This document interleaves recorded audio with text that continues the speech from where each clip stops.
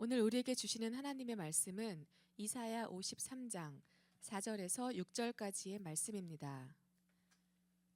이사야 53장 4절에서 6절까지의 말씀입니다.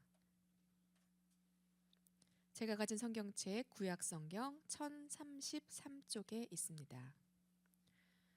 봉독하겠습니다. 그는 실로 우리의 질고를 지고 우리의 슬픔을 당하였거늘 우리는 생각하기를 그는 징벌을 받아 하나님께 맞으며 고난을 당한다 하였노라. 그가 찔림은 우리의 허물 때문이요 그가 상함은 우리의 죄악 때문이라. 그가 징계를 받음으로 우리는 평화를 누리고 그가 채찍에 맞음으로 우리는 나음을 받았도다. 우리는 다 양 같아서 그릇 행하여 각기 제 길로 갔거늘 여호와께서는 우리 모두의 죄악을 그에게 담당시키셨도다. 아멘. 아멘.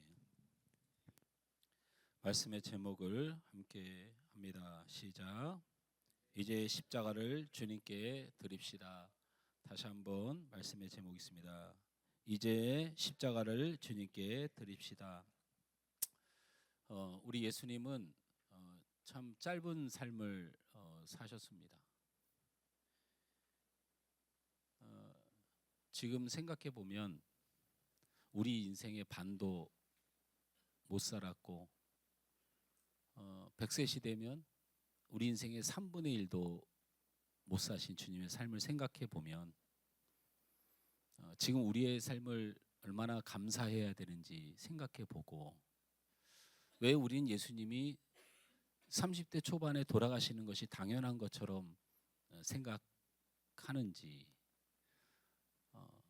우리는 예수님의 그 죽음의 나이조차도 주님께서 감당하셨던 우리의 인생의 모든 질고를 진 그 은혜가 아닌가 생각해 봅니다. 여기 33살이 넘으신 분 손 들어보세요. 얼른 드세요. 아니 드세요.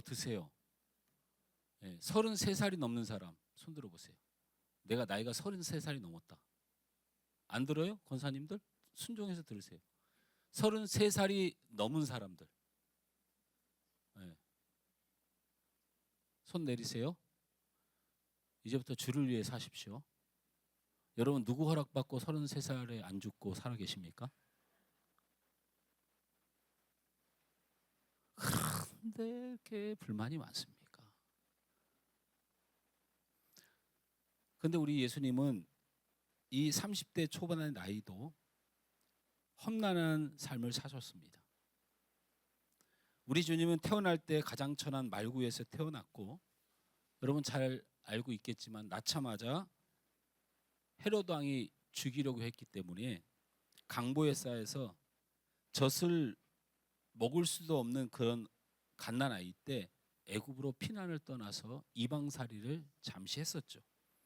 그리고 어린 나이에 돌아와 고향에서 목수일을 하며 30년을 지냈습니다. 33살 이하 손 들으세요. 33살 이하. 여러분 말구에서 났습니까? 손 들고 계세요. 손 들고 33살 이하. 누가 여러분을 죽이려고 해가지고 외국으로 도망갔다 오셨습니까? 33살 이하 여러분도 주님을 위하여 사시길 바랍니다. 누구 허락받고 그렇게 배부르게 삽니까? 누구 허락받고? 존귀하신 하나님조차도, 존귀하신 우리 주님조차도 그 삶이 그렇게 고난했는데, 30세가 되었을 때 요한에게 세례를 받으시고 예수님은 하나님께서 구원을 이루실 이 땅의 공적 사역을 시작하셨습니다. 예수님이 이 땅에 회개하라 외치며 때가 가까웠다고 외치며 천국 복음을 전파하셨고, 그 말이 무슨 말인지를 못 알아듣는 백성에게 말씀을 가르치기 시작하셨습니다.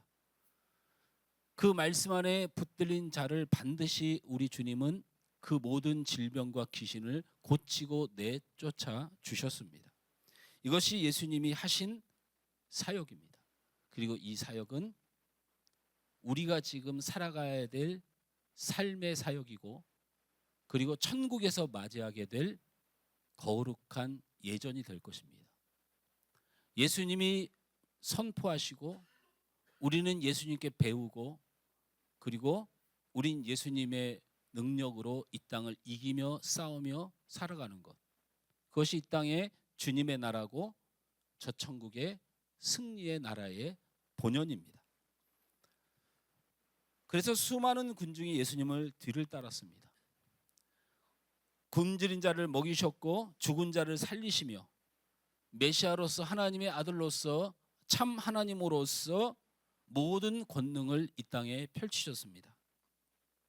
로마의 압제와 유대 종교 지도자들의 압제 가운데 이스라엘 백성들은 드디어 기다리던 메시아를 만났다고 환호성을 치며 수많은 백성들이 그를 찬송하며 따랐습니다.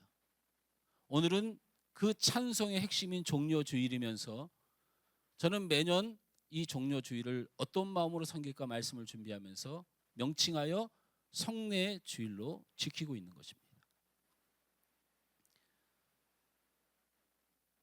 예수님이 이렇게 많은 사람들의 군중을 이끌고 가니까 예수님을 시기하는 무리들이 있었습니다. 그들은 바로 유대 종교 지도자들입니다. 여러분, 제가 이 종교 지도자란 말을 쓸 때마다 구역질이 나와서 어찌할 바를 몰라서 말씀을 드리면 이들은 종교 지도자가 아니고 신정일치 시대의 사람들입니다. 다시 말하면 하나님의 일을 하는 사람들이 나라도 운영하는 신정일치의 세상에 살던 사람들이기 때문에 이들을 종교 지도자라고 말하면서도 이들은 정치가들입니다. 대제사장들과 서기관들 그리고 지도층에게는 그래서 예수님이 정치적으로 두려운 존재가 되어 가기 시작했어요. 하나님 앞에서야 다툴 것이 뭐가 있겠습니까마는 정치적으로는 두려운 사람이 되어 가는 거죠. 이 시대의 정치를 보십시오. 그 퍼센트 조금 얻고자 얼마나 피비린내 나는 싸움을 해갑니까? 너무 재밌지 않아요? 이제 대선 전국에 들어서니까 얼마나 또 서로 헐뜯고 싸우고 있습니까? 여러분 기대하지 마세요. 세상 정치에. 여러분 천사가 내려와서 대통령이 될 것 같습니까? 이 사람 못 죽여서 그냥 이 사람 때문에 목숨 걸고 얼마나 갈라져서 싸우더니 이제 이 사람 쓰려고 하니까 그 안에서 서로 못 잡아서 안달이니 뭐가 다릅니까? 뭐가? 제가 보기에는 똑같아요. 그런 모습으로 존재감을 유지해야 되는 정치 세력 바로 이들이 유대 종교 지도자들이에요. 그러니까 예수님을 열광적으로 쫓아다니니 그분이 메시아인가에 대한 관심은 없어지는 거죠. 종교인들이. 그 사람보다 내가 힘이 약하면 나는 죽는다는 정치적 논리로 바라보기 시작한 거예요. 그러니까 예수님이 두려워진 겁니다. 더군다나 예수님은 그들에게 이렇게 말했습니다. 너희가 지도자라고 하면서 이 백성들을 착취하고 그리고 양의 가죽을 쓰고 앉아서 늑대 노릇을 하고 있다고. 여러분 신기한 건요.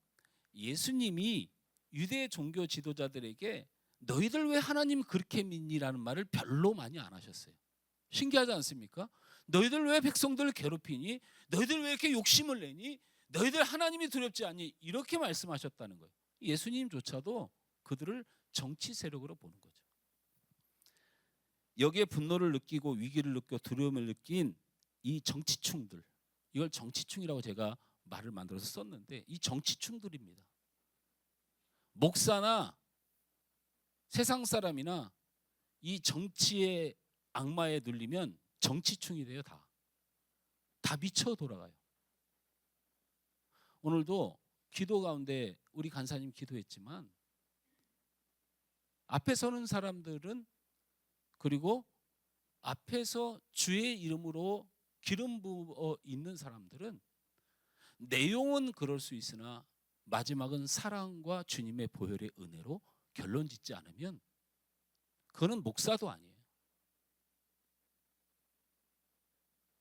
사랑 외에는 아무것도 아니니라. 믿음과 소망과 사랑 중에 그것이 항상 있더라도 사랑이 없으면 아무것도 아니니라.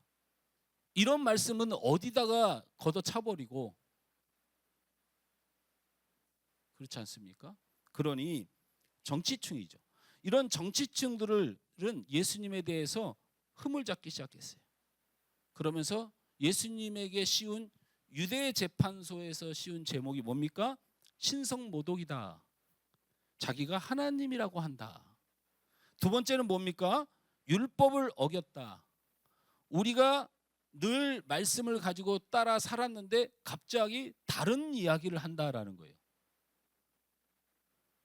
그 율법을 설명하고 있고 하나님의 말씀을 설명하는 사람에게 공부도 안 하고 노력도 안 하고 자기들의 입맛대로 끌어다 쓰던 주제에 말씀을 제대로 가르쳐 주니까 자기들이 살기 싫으면 안 살면 되는 거지.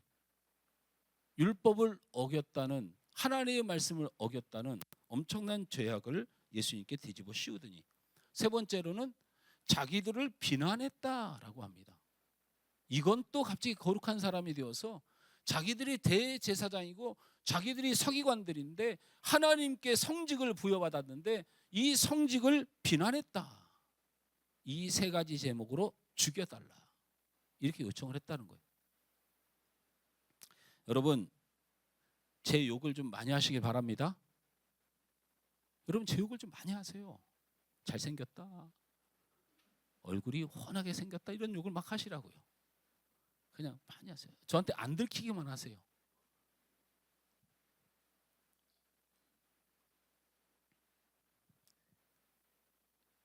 이렇게 세 가지의 제목, 신성모독과 율법을 어긴 것과 하나님의 거룩한 성직을 비난했다란 이유로 예수님을 죽이기를 원했는데, 그러면 그것만 가지고 예수님과 따지고 변론을 하면 되는데, 이 정치충들은 자기의 목적을 위해서 다 끌어오지 않습니까?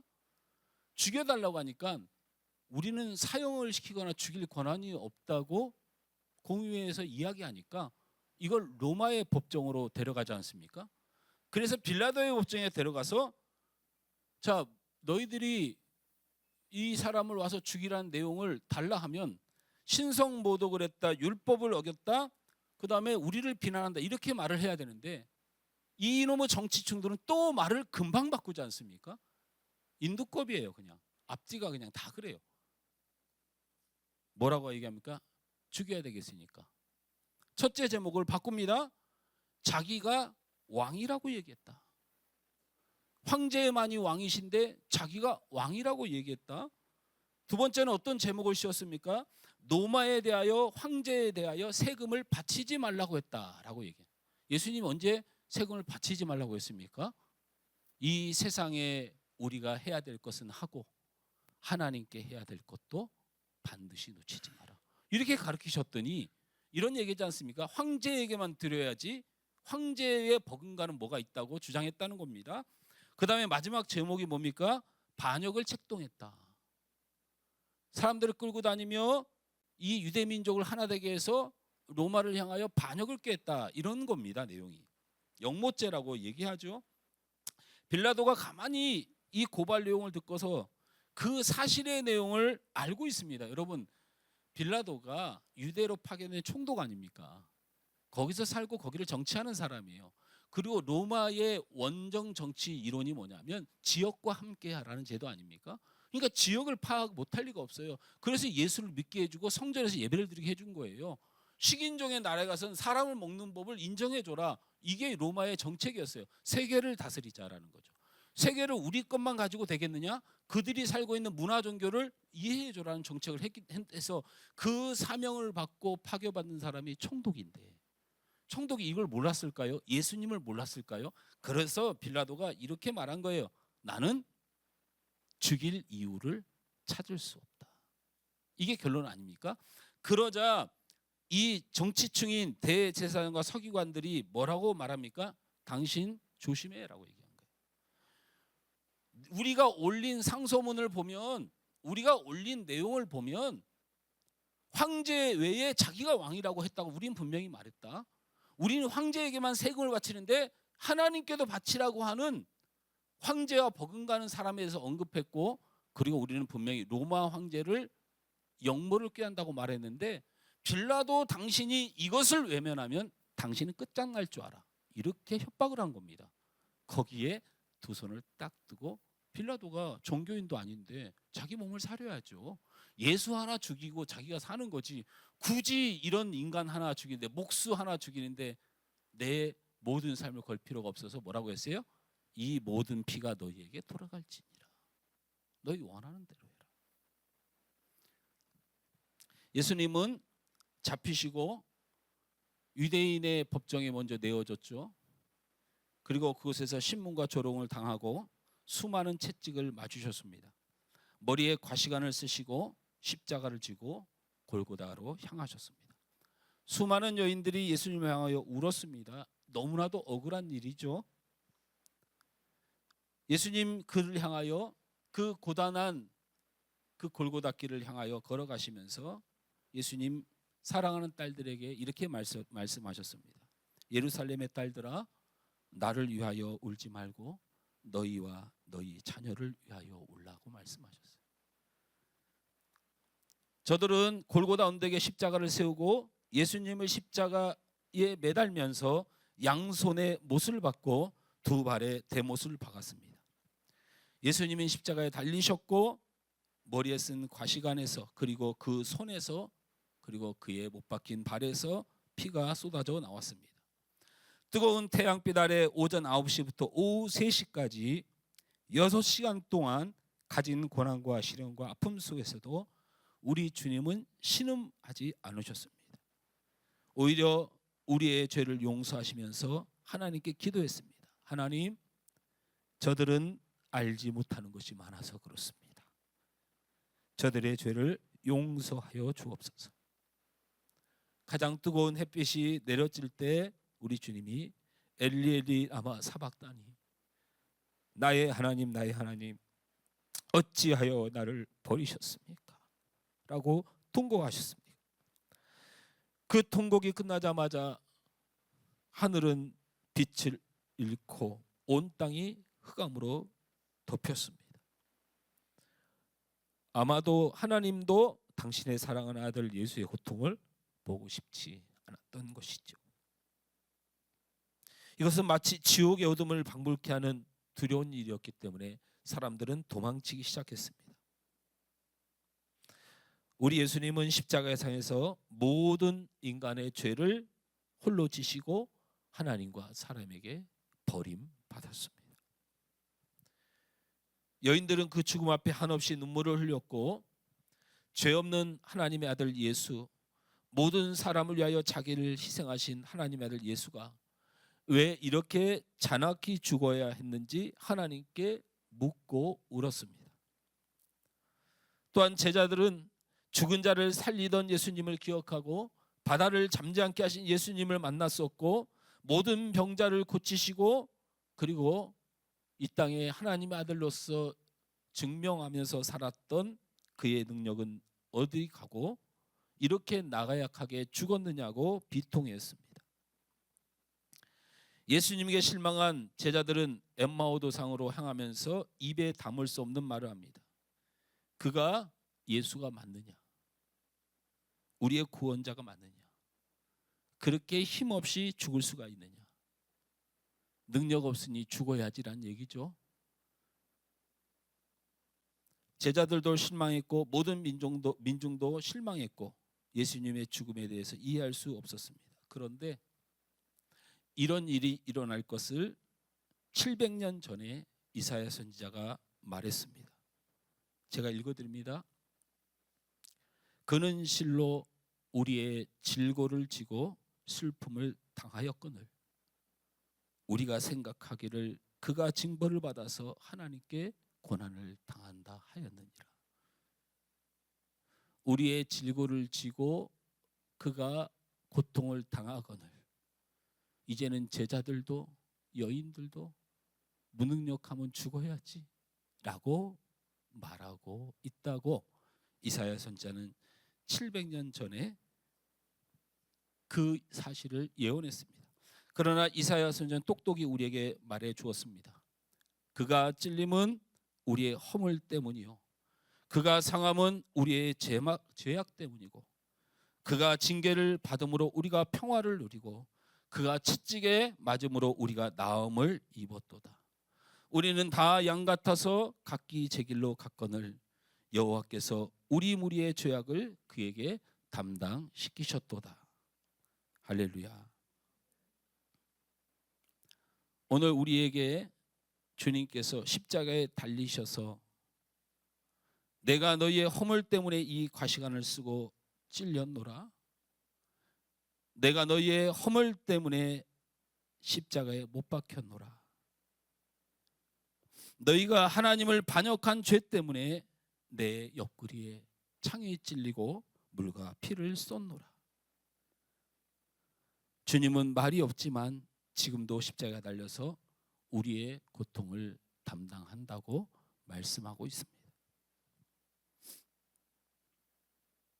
그러기에 우리의 오늘 심령에는 내가 믿는 예수는 나 때문에 죽은 예수요, 나 때문에 당한 고난의 예수요, 나의 허물 때문에 죽은 예수 십자가의 고난이 우리의 마음속에 있어야 될 줄 믿습니다.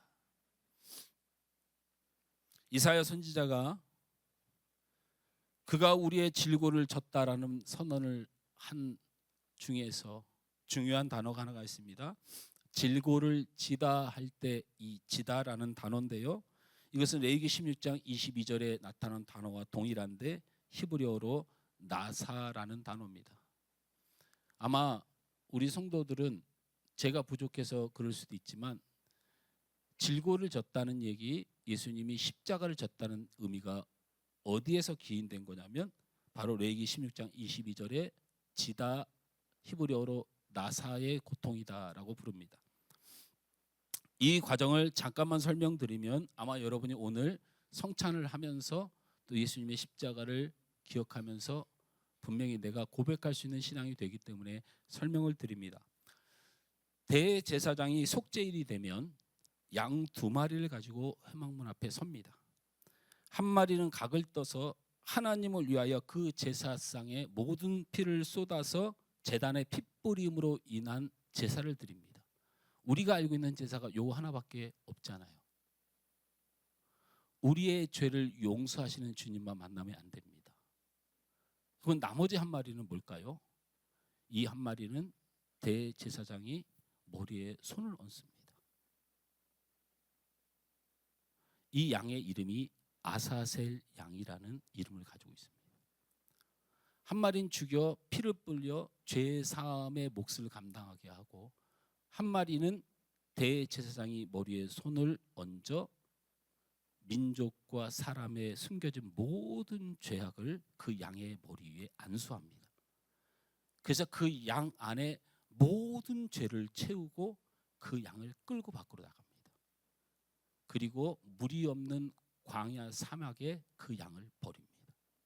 그러면 그 양은 뭔지도 모르고 3m 앞을 보지 못하니 뚜벅뚜벅 그 사막을 걸어갑니다.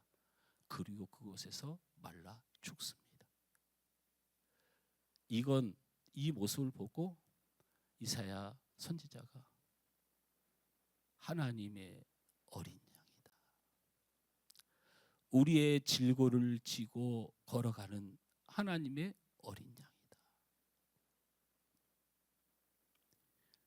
이게 아사셀 양의 운명입니다. 우리의 신앙이 2가지 중에 한 가지만 택해서 살고 있지 않습니까? 제단에 피 뿌려서 내 죄를 사하는 것에만 우리가 우리의 신앙을 가지고 있다면, 광야로 모든 죄를 짊어지고 걸어가는 어린 양, 우리 예수님을 보시길 바랍니다. 오늘 그 아사셀 양, 하나님의 어린 양의 책무가 뭡니까? 이 시간 우리가 어떤 은혜를 받아야 되냐? 나의 질병과 마음의 상처와 우리의 죄악을 예수님께 지워드려야 됩니다. 그 어린 양이 우리의 죄를 짊어지고 광야로 나가서 말라 죽지 않았다면 우리는 살 수가 없는 존재입니다. 그러므로 내가 주님의 고난을 받아서는 안 됩니다. 내가 고난을 받아서는 절대로 안 됩니다. 내가 주님의 고통을 내 손으로 다시 가져오는 것은 내가 다시 주님을 십자가에 못 박는 것입니다. 내가 고통과 고난을 내가 다시 주님께로에서 뺏어오는 것은 주님의 뜻도 아니고 여러분을 사랑하신 우리 하나님의 뜻도 아닙니다. 나의 모든 질병과 죄악과 나의 모든 상처를 주님께 드리시길 주님의 축원합니다. 여러분 앞에 순결한 어린 양 우리 예수님이 있습니다. 우리 하나님의 거룩한 이름으로 우리의 모든 죄악을 주님께 씌워서 그 양을 광야로 버리셔야 됩니다. 그리고 여러분은 안식을 누리고 씻음을 받고 평화를 누려야 참된 믿음의 사람이 됩니다. 이 고난 주간에 우리가 받아야 될 은혜는 주님의 고통을 내가 고통으로 분담하는 것이 아닙니다. 먼저 우리는 나에게 있는 모든 고통을, 지금 우리가 가지고 있는 마음의 모든 상처들, 그리고 우리가 숨겨놨던 모든 죄악의 은닉한 것들을 이제는 주님이 십자가를 지도록 해야 합니다. 우리는 우리가 십자가를 지는 것은 다른 얘기입니다. 나를 따르거든 자기 십자가를 지고 오라는 얘기는 이 얘기가 아닙니다. 우리의 사명에 관한 이야기입니다. 하지만 우리의 신앙은 아사셀 양에게, 하나님의 어린 양에게, 예수 그리스도에게 여러분의 모든 죄악과 상처와 고통을 씌워드리는 겁니다. 그래야 그분이 우리의 메시아고 바로 그분이 우리의 구주가 되십니다. 이사야 선지자는 가슴을 치는 마음으로 자기 백성에게 말합니다. 저가 징계를 받음으로 내가 나음을 입었도다.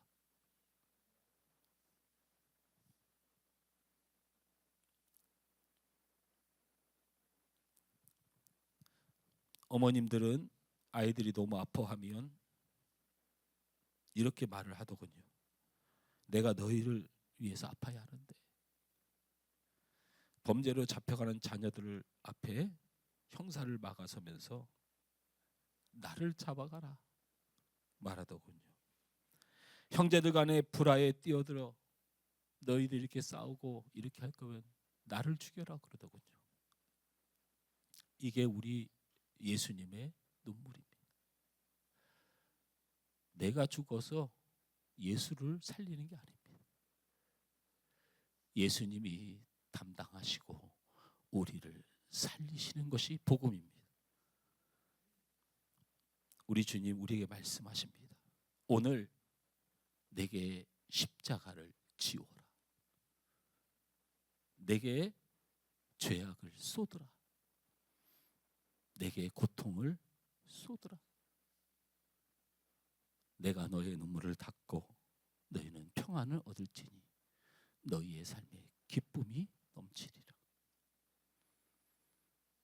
말씀을 맺습니다. 예수님은 유대의 종교자들의 누명으로 죽은 것이 아닙니다. 불공평한 빌라도의 재판 때문에 죽으신 것도 아닙니다. 예수님은 우리의 죄 때문에 우리의 죄를 위해서 죽은 것입니다. 그것이 맞습니다. 그러면 우리 죄를 쏟아 그분께 드리는 것이 맞는 얘기입니다. 고난 주간 동안에 우리의 모든 죄를 주님께 지우시는 기도의 시간이 되길 바랍니다. 우리의 모든 상처와 아픔을 주님께 짊어지게 하시는 것이 그리스도의 삶인 줄 믿으시기 바랍니다. 왜 죄악과 징벌과 상처와 고난을 왜 여러분이 짊어지고 가며 여러분이 메시아가 되고 있는 것입니까? 우리의 죄와 고통과 아픔을 예수님이 지시도록 그 거룩한 십자가에 내어드리는 한 주가 되시길 축원합니다.